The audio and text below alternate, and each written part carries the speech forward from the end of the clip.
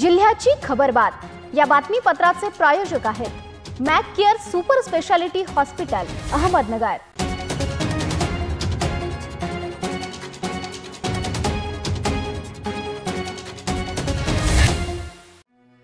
नमस्कार, मी प्रिया। आपण पाहत आहे न्यूज 24 सह्याद्री घेऊयात अहमदनगर जिल्ह्यातील महत्त्वपूर्ण बातम्यांचा आढावा। जिल्ह्याची खबरबात या बातमीपत्रात।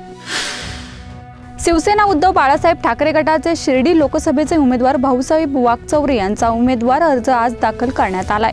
माजी मंत्री आदित्य ठाकरेही यावेळी उपस्थित होते। यावेळी त्यांनी सांगली आणि रत्नागिरी विषयी बोलताना म्हणाले, महाराष्ट्रात मोदींची नाही तर ठाकरेंची गॅरंटी चालते।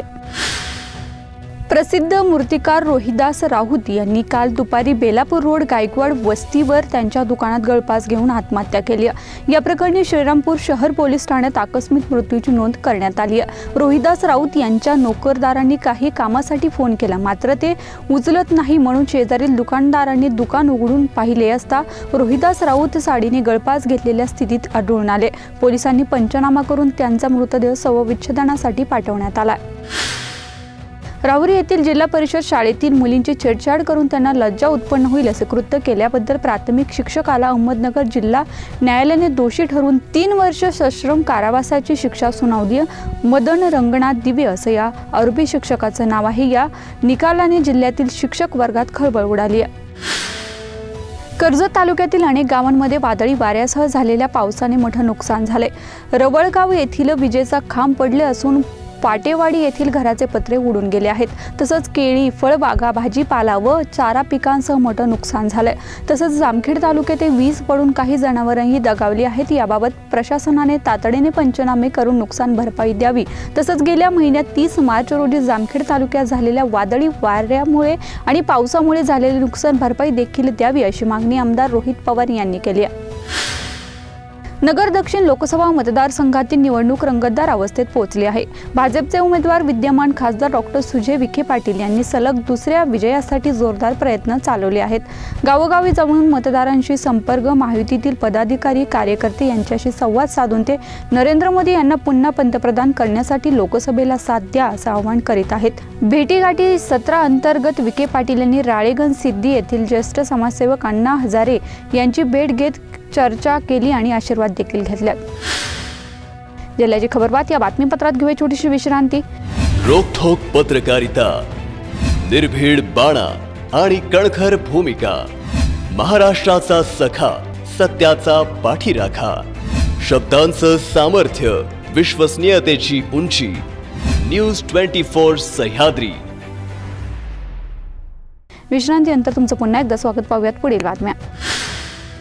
बंद असतानाही संगमनेर शहरात गोवंशीय जनावरांची कत्तल करून त्यांचे मांस विक्री केले जात असल्याची माहिती मिळाल्यावरून जिल्हा पोलीस अधीक्षक राकेश रोला यांच्या आदेशावरून अहमदनगर स्थानिक गुन्हे शाखेच्या पथकाने संगमनेर येथील कारवाई करून संबंधित 3 आरोपींना जेरबंद केले व त्यांच्याकडून 20,72,000 रुपये किमतीचा मुद्देमाल हस्तगत केला।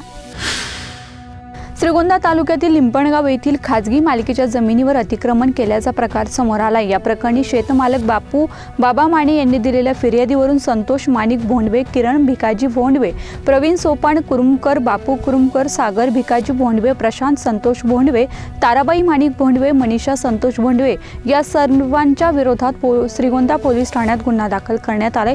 पूर्वी देखील शेताची मोजणी करण्यासाठी गेले असता बापू माने, उदय माने, हनुमंत माने यांच्यावर काही सामान्य ट्रॅक्टर अंगावर घालत प्राणघातक हल्ला करत ठार मारण्याचा प्रयत्न देखील केला होता। शेअर मार्केटमध्ये गुंतवणूक करून मोठ्या प्रमाणात परताव्याचे आमिष दाखवून लुबाडणाऱ्या शेअर ट्रेडिंगची संख्या दिवसेंदिवस वाढत आहे।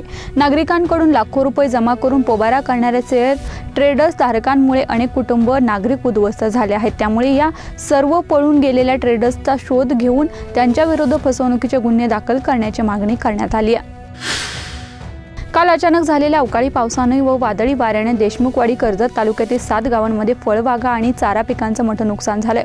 बुधवारी सायंकाळी झालेल्या अवकाळी पाऊस व वादळी वाऱ्याने देशमुखवाडी, रवळगाव, खादगाव, पाटेवाडी, लोणी, मसदपूर, माळवी, आंबोजळगाव भागातील डाळिंब, आंबा, केळी, चिकू, लिंबू या फळबागांचं मोठं फटका बसला असून मोठ्या प्रमाणात नुकसान झालंय। तसंच जनावरांच्या चाऱ्यासाठी केलेल्या मक्याच्या पिकांचं देखील मोठं नुकसान झालंय। त्यामुळे शेतकरी आर्थिक संकटात सापडलाय।